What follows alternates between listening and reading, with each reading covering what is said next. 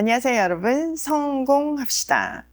혹시 처음에는 서로 찰떡궁합이다 라고 생각하며 시작했는데 시간이 지나면서 서로를 의심하고 상처를 주는 관계로 변해버린 경험 있으신가요? 이익을 위해서 손잡았던 관계가 결국 서로의 발목을 잡는 덫이 되어버린 적은 없으세요? 하나님이 없는 동맹은 결국 어떻게 되는지 오늘 말씀에 한 편의 드라마처럼 아주 생생하게 보여주는데요. 하나님의 공의가 어떻게 인간들의 배신과 암투 속에서 이루어지는지 그 무서운 과정을 한번 따라가 보도록 할게요. 자, 16절. 이제 여러분이 아비멜렉을 세워 왕으로 삼았으니 이 일이 어찌 옳고 마땅하다고 할 수 있겠습니까? 이 일이 어찌 여룻바알과 그 집안에게 고마움을 표시하는 일이라고 하겠으며 그가 이룬 업적에 보답하는 것이라 하겠습니까? 나의 아버지가 여러분을 살리려고 싸웠으며 생명을 잃을 위험을 무릅쓰고 여러분을 미디안 사람들의 손에서 구해내지 않았습니까? 그런데도 이제 여러분은 나의 아버지의 집을 대적하여 일어나 70명이나 되는 그의 아들들을 한 바위 위에서 죽이고 우리 아버지의 요종의 아들 아비멜렉을 여러분의 혈육이라고 하여서 오늘 세겜 성읍 사람을 다스릴 왕으로 삼았습니다. 여러분이 오늘 여룻바알과 그 집안에게 한 일이 옳고 마땅하다면 여러분은 아비멜렉과 더불어 기쁨을 누리고 그도 여러분과 더불어 기쁨을 누리게 하십시오. 그러나 그렇지 않다면 아비멜렉에게서 불이 뿜어져 나와서 세겜 성읍 사람들과 밀로의 집안을 살라버릴 것이며 세겜 성읍 사람들과 밀로의 집안에서도 불이 뿜어 나와서 아비멜렉을 살라버릴 것입니다. 요담은 도망하여 부엘로 가서 피하였다. 그는 자기 형 아비멜렉이 두려워서 거기에 머물러 살았다. 자, 요담은 그리심산에서 메시지를 강력하게 담아서 이야기를 하잖아요. 그 뒤에 그 칼날을 세겜 사람들의 마음에 직접 겨누어요. 그는 진짜 피를 토하는 심정으로 외칩니다. 당신들이 내 아버지 기드온과 그 집안에 행한 일이 과연 진실되고 의로운 것입니까? 그게 아니라면 당신들이 세운 왕 아비멜렉에게서 불이 나와서 당신들을 삼킬 것이고 마치 가시나무처럼요. 당신들에게서도 불이 나와서 아비멜렉을 삼킬 것입니다. 자, 이 표현은요. 단순한 복수심의 표출이 아니었어요. 사람은 무엇이든지 심은 대로 거두리라 라는 영적 대원칙을 목숨을 걸고 선포한 것입니다. 자, 요담은요, 이 선포를 마친 다음에 모든 것을 하나님 손에 맡기고 하나님의 공의를 신뢰하면서 이제 역사의 무대 뒤로 완전히 사라져요.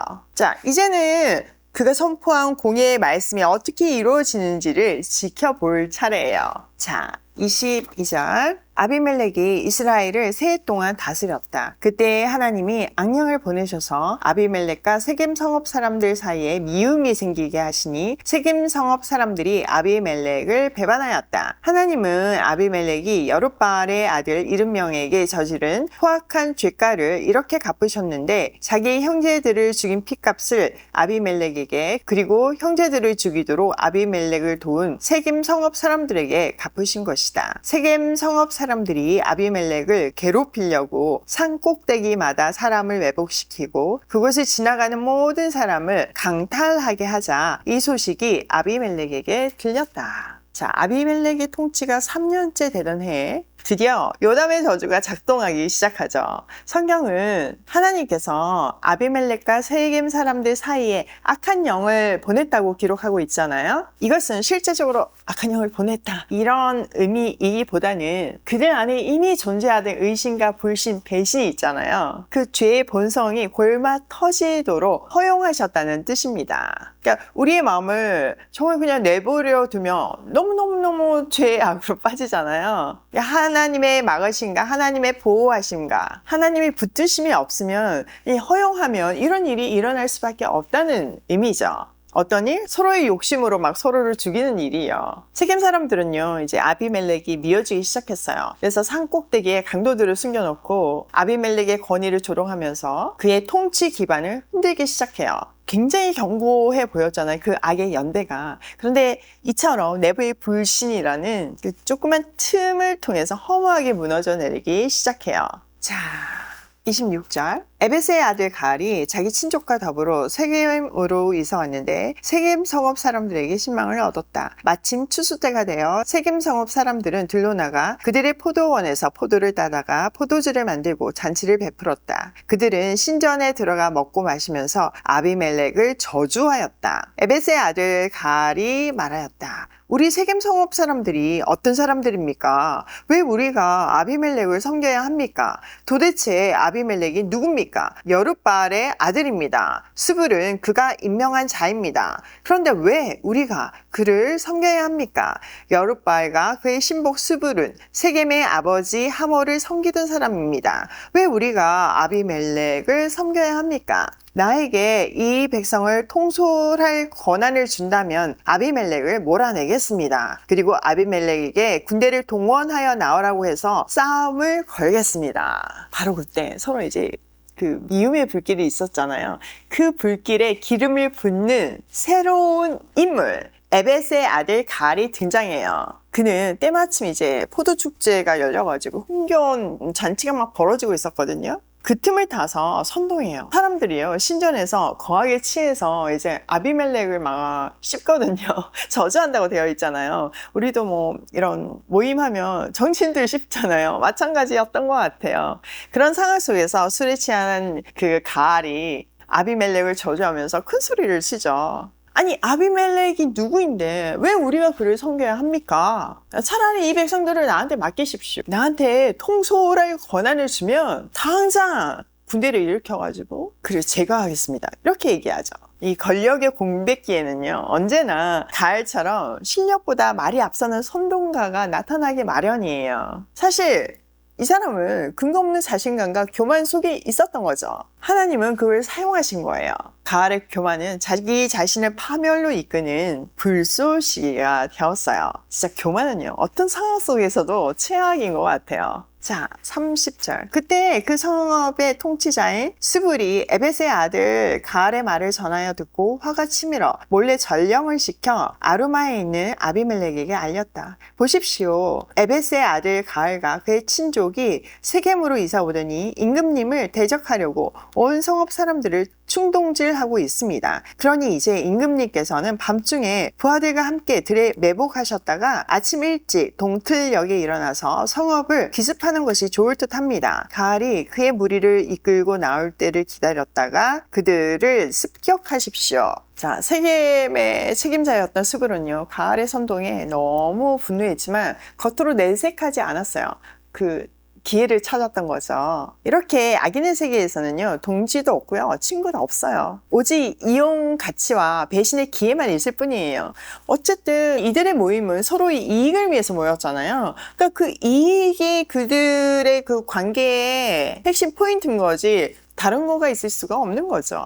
자, 스불은요, 가알 편인 척하면서 밤중에 몰래 아비멜렉에게 밀사를 보내요. 그는 가알의 그 반란 계획을 고발하고 심지어 아침에 쳐들어오라고 구체적인 전략까지 제안해요. 그러니까 이 안에 서로 속이고 속고 뭐 이런 정말 서로를 배신하는 너무 무서운 그림이 펼쳐 나가고 있는 거예요. 자, 34절. 아비멜렉과 그와 함께한 모든 군대가 밤에 일어나 세겜 옆에 네 무리로 나누어 매복하였다. 에벳의 아들 가알이 나와서 성문 어귀에 서니 아비멜렉과 그의 군대가 매복한 곳에서 나왔다. 가알이 그 군대를 보고 스불에게 말하였다. 보시오, 사람들이 산꼭대기에서 아래로 내려오고 있어. 그러자 스불이 그에게 대꾸하였다. 산 그림자가 사람들처럼 보이는 것이겠죠. 다시 가알이 말하였다. 보시오, 사람들이 높은 지대에서 내려오고 또 한때는 무오느님 상수리 나무 쪽에서 내려오고 있어. 그제야 스불이 그에게 말하였다. 아비멜렉이 누구이기에 우리가 그를 섬기겠는가 하고 큰 소리 치던 그 용기는 지금 어디로 갔소? 저들이 바로 당신이 업신여기던 사람들 아니요? 어서 나가서 싸워보시오. 자, 아비멜렉은 스불의 좋은 대로 밤새 군대를 보내서 성 주위에 나눠서 매복시키죠. 다음날 아침 아무것도 모르는 가알이 성문 앞에 서 있는데 이 군대의 움직임을 발견하죠. 그런데 그의 옆에 있던 스불은 너무나 태연하게 산 그림자인 것 같다고 그를 안심시켜요. 적군이 이제 코앞까지 와가지고 더 이상 속일 수가 없자 수불은 드디어 본색을 드러내면서 가알을 조롱해요. 아니 당신이 아비멜렉이 누군데 우리가 그를 섬기냐 하더니 그때 그 큰 소리 치던 용기는 어디 갔냐. 당신이 업신여기는 사람들이 바로 저 사람들이다. 이제 나가서 싸워라. 이렇게 말해요. 교만은 이처럼요 가장 냉혹한 모습으로 무너지게 되어 있어요. 자, 마지막 단락 39절. 가알은 세겜 성읍 사람들을 거느리고 앞장서 나가 아비멜렉과 싸웠다. 그러나 그는 아비멜렉에게 쫓기어 그 앞에서 도망하였고 많은 사상자가 성문 앞까지 널렸다. 아비멜렉은 아루마로 돌아가고 스불은 가알과 그의 친족을 쫓아내어 세겜에서 살지 못하게 하였다. 자, 스불의 계략과 조롱에 떠밀려서 가알은 준비도 하지 못하고 어쩔 수 없이 떠밀려서 싸우러 나갑니다. 근데 지금 아비멜렉과 그의 군대는 이미 모든 준비를 하고 기습하잖아요. 그럼 결과는 너무 뻔한 거죠. 가알의 군대는요 처참하게 패하고 도망쳤고 수많은 사람들이 성문 앞에 쓰러졌어요. 어젯밤까지만 해도 세상을 다 얻은 것처럼 떠들던 가알은요 하루아침에 패배자가 되어서 성에서 쫓겨나는 허망한 최후를 맞게 되죠. 그러나 그게 끝이 아니었어요. 요담의 저주는 이제 막 첫 번째 단계를 마쳤을 뿐이에요. 자, 내일 이 시간에는 더 끔찍한 파멸의 클라이막스를 향해 달려갈 건데요. 기대되시죠? 내일 이 시간에 다시 만나요. 제가 오늘 아침에 이 똑같은 내용을 우리 하랑이한테 해줬거든요. 제가 이렇게 똑같은 마무리를 했더니 눈이 동그래져가지고 조금 더 해주면 안 되냐고. 정말 성경은 너무 재밌는 것 같아요. 여러분 이런 생생한 이야기 버전으로 제가 아이들 이야기 성경을 쓰고 있거든요. 많이 기도해 주셔서 정말 우리 아이들이 너무 쉽고 재미있게 성경을 접할 수 있도록 그래서 정말 말씀으로 바로 서는 다음 세대가 될 수 있도록 함께 기도해 주세요.